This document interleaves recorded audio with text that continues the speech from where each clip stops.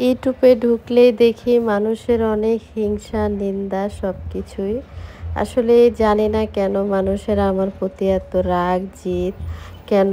কারণ কমেন্টের ভিতরেই বোঝা যায়, লাইক দেওয়ার ক্ষেত্রেই বোঝা যায়। তো যাই হোক, আমি তো আপনাদের সাথে সবসময় ব্লগ দেওয়ার চেষ্টা করি।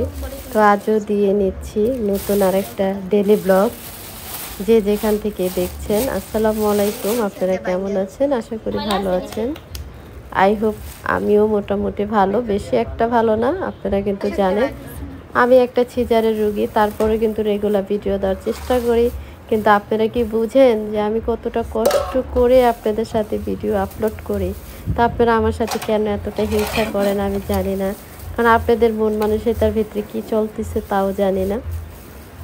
তো সমস্যা নাই, আপনারা আপনাদের মতো আগান, কোনো সমস্যা নেই। এখন ভালো হয়েছে না যে আমার ভিডিও দেখে আমি তার ভিডিও দেখি, কারণ আমার কথা হয়েছে আমি শ্রম দেব তুমি দিবেন না, তা তো হয় না। এই আর কি। তা আসলেই আপনাদের সাথে শেয়ার করি। দেখেন সকালবেলা ঘুম থেকে উঠেই দেখি আমার মার কাণ্ড। আমি বলেছিলাম যে টিস্যু রাখতে পারি না, কারণ হাত মুখ মুছে টিস্যু রাখতে হয়। ময়লার একটা ঝুড়ি আনতে বলেছিলাম, তো ময়লার ঝুড়ি নিয়ে আসছে, কাঁঠাল নিয়ে আসছে। তো আজকের ব্লগে কিন্তু আমার ছোট বোন আমাকে হেল্প করতেছে। আপনারা তো জানেন ক্যামেরা কিন্তু আমিই ধরেছি, কারণ ছোট বোনকে বলেছি তুমি এগুলো করে দাও, কারণ আমি লড়তে পারবো না। এটা তো জানেন, যাদের সিজার হয়েছে তারাই ভালো করে জানেন। কিন্তু আমি কিন্তু মা হই নাই, তারপরেও কিন্তু মার স্বাদটা পেয়ে গিয়েছি যে কতটা কষ্ট প্রত্যেকটা মায়ের। আর এদিক দিয়ে বোনকে বলতেছিলাম যে ঘরটা একটু গুছগাছ করে নাও। তো আপনাদের সাথে আমার এই বোনটা কিন্তু এই প্রথমে কিন্তু আপনাদেরকে দেখিয়ে দিলাম, আপনারা কিছু মনে করেন না, কারণ ও ভিডিওতে আসতে চায় না। তো ওর একটা পেজ আছে, সেটা হচ্ছে পার্সিয়ান পেজ। সেই পেজটা আপনারা সার্চ করলে পেয়ে যাবেন, যেতে ওর একটা বিড়াল আছে, দুটা বিড়াল, এই আর কি। তো আপনাদের সাথে সেটাও বলে দিলাম। দেখেন তো কি করলো, ভাইদের ঘরটা একটু সুন্দর করে গুছিয়ে নিচ্ছিলেন। তা আমি চিন্তা করলাম যে না, আর একটু হেল্প করা উচিত, আর একটু সাপোর্ট করা উচিত, এটা বললাম। আর ও কিন্তু প্রচণ্ড আমাকে সাপোর্ট করে। তো আমি চিন্তা করলাম যে এটা আপনাদের সাথে শেয়ার করব না।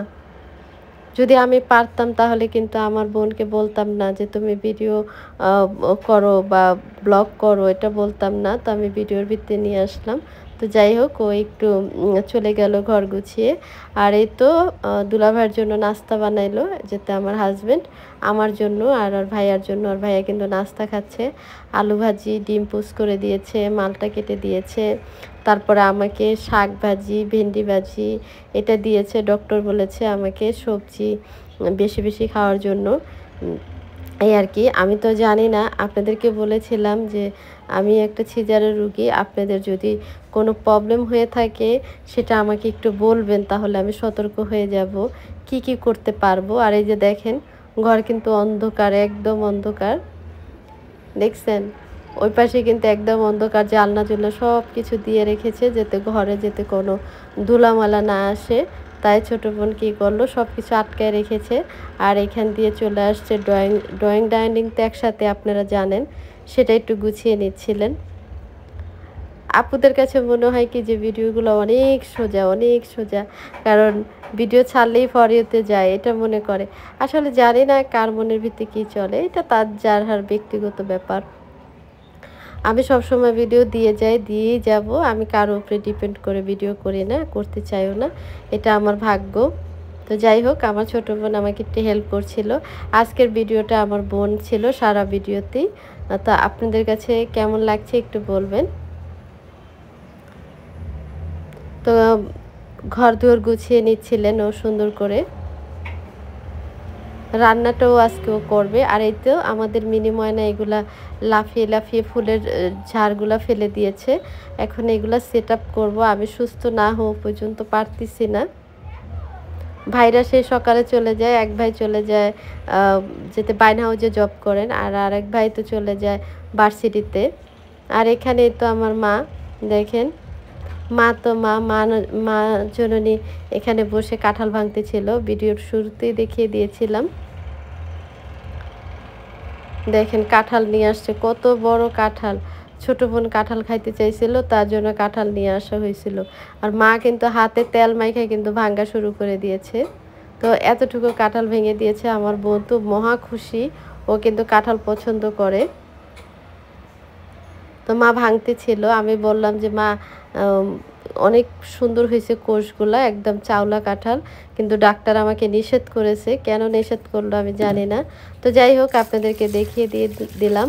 আর এদিক দিয়ে নিয়েছে দেখেন চিচিঙ্গা কাইটা নিয়েছে ছোট বোন, আর চিচিঙ্গা দিয়ে মাছ দিয়ে রান্না করবে দুপুরের জন্য। আস্তে আস্তে কিন্তু আমরা রান্নার দিকে চলে আসলাম।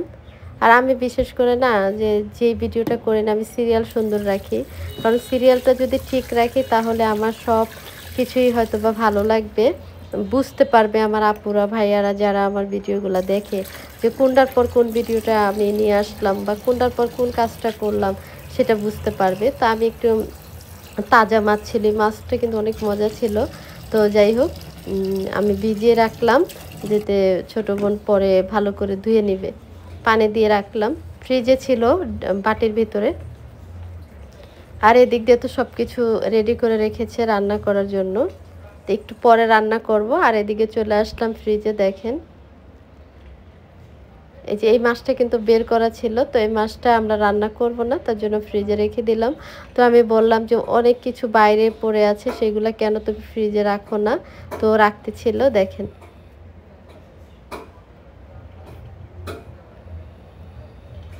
অনেক কিছু ছিল বাইরে। আজকে কিন্তু ভিডিওতে কিন্তু ছোটো বোনকে দেখিয়ে দিলাম,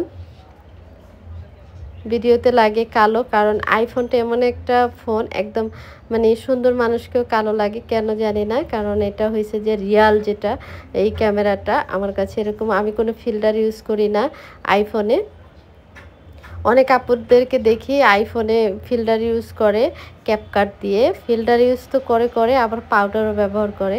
আমি কিন্তু এটা করতে পারি না, আমি ন্যাচারাল চেষ্টা করি আপনাদের সাথে তুলে ধরার জন্য। যাই হোক, আমি যেহেতু ভয়েস দিচ্ছি একটু এদিক সেদিক হতেই পারে, আপনারা কিছু মনে করবেন না, মানিয়ে বুঝিয়ে নেবেন। এই তো দেখেন আমার জন্য লেবু আর মালটা, ডক্টর বলেছে লেবু আর মালটা খাওয়ার জন্য। এই আর বোন তো চলে আসছে এই যে মাছ ধোয়ার জন্য। দেখেন আমি ভিজিয়ে রেখে গিয়েছিলাম না, সে আসছে মাছ ধোয়ার জন্য, সুন্দর করে মাছটা ধুয়ে নিচ্ছিলেন। আসলে ভয়েস দেওয়ার সময় শান্তি পায় না, কারণ রাতে ভয়েস না দিলে সমস্যা হয়ে যায়, কারণ দিনের বেলা ভয়েস দিতে গেলে টাক টুক শব্দ আসে বাইরের, যেতে দিনের বেলা বাইরের অনেক শব্দ আসে, সেটা আপনারা একটু মানিয়ে গুছিয়ে নেবেন। আজকে একটু দিনেই দিয়ে ফেললাম। আর এই তো এদিকে দেখেন ছোট বোন কিন্তু মূলা শাক কাইটা নিচ্ছিলেন, মূলা শাক ভাজি করবেন। আর মা আসছে, মা বলতেছিল যে না এই সমস্ত ডাঁটি নেওয়া যাবে না, ডাঁটি সিদ্ধ হয় না। আমার মার কাজটাই কিন্তু অন্যরকম, দেখেন। আর এখানে তো এই যে মাছটা দেখেন ঝোল করে নিয়েছে, তাজা মাছ বলে কথা, তাজা ছিলকা কি এই মাছ, এটাই কি মাছ বলে, তেলাপিয়া মাছ। এই মাছটা আপনাদের ভাইয়া ঝোল খাইতে খুব পছন্দ করে, তার জন্য ঝোল রান্না করতেছিল। আর আমার কাছেও কিন্তু ভীষণ ভালো লাগে বেশি করে ধনিয়া পাতা দিয়ে রান্না করলে। তো আমাদের কিন্তু মাছটা রান্না শেষ হয়ে গেছে, এই যে দেখিয়ে দিলাম। তো যাই হোক, ভিডিওতেও অনেক ভয়েস দিয়েছি, যেতে এদিক সেদিক হতে পারে, আপনারা কিছু মনে করবেন না, তো একটু মানিয়ে নিয়েন। আর এই তো দেখেন আমার মা কিন্তু দেখেন মূলা শাকটা কি ছোট ছোট করে কাটতেছিল। এভাবে মূলা শাক কাটলে কিন্তু অনেক ভালো লাগে। আর যেতে শুক্রবার ছিল, আপনাদের ভাইয়া কিন্তু দেখেন নামাজ পড়ার জন্য মসজিদে চলে গিয়েছিল।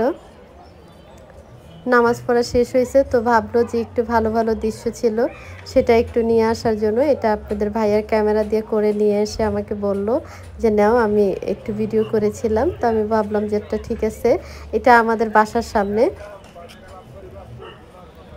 দেখেন অনেক বড় একটা মসজিদ,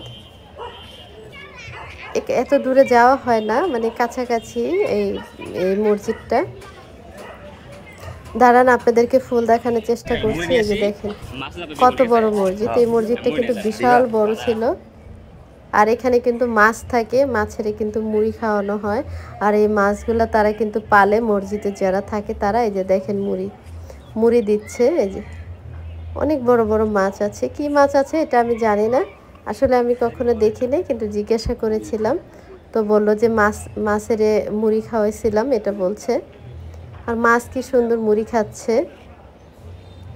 তো যাই হোক, আপনাদেরকে দেখিয়ে দিলাম শুক্রবারের ব্লগটা।